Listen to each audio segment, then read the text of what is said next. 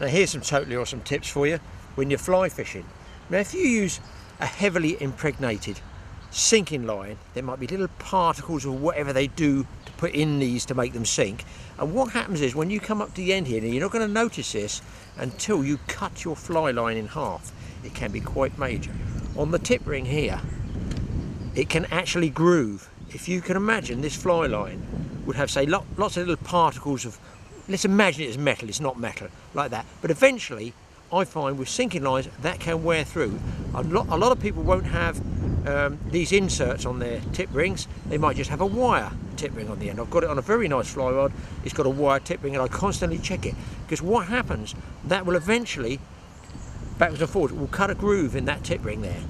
When that cuts a groove in the tip ring, because when you shoot your line and you load the rod up at nearly always the same section of fly line when you shoot it to go, that is actually cutting it. And I have cut 2 fly lines totally in half, and you watch them sail into the horizon.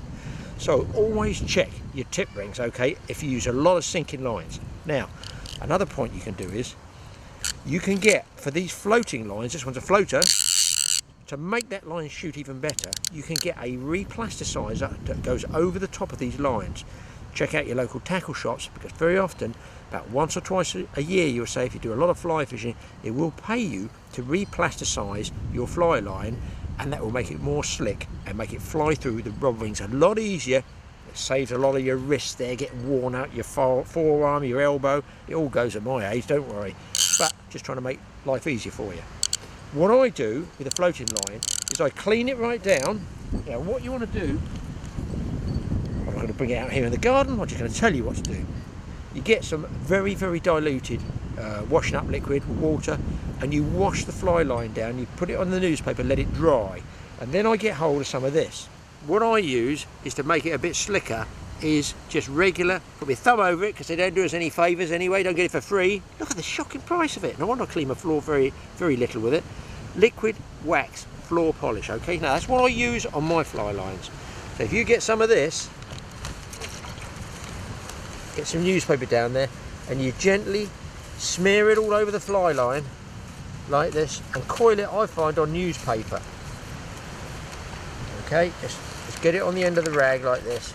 You can see there, it's nice, it's just regular floor polishing wax.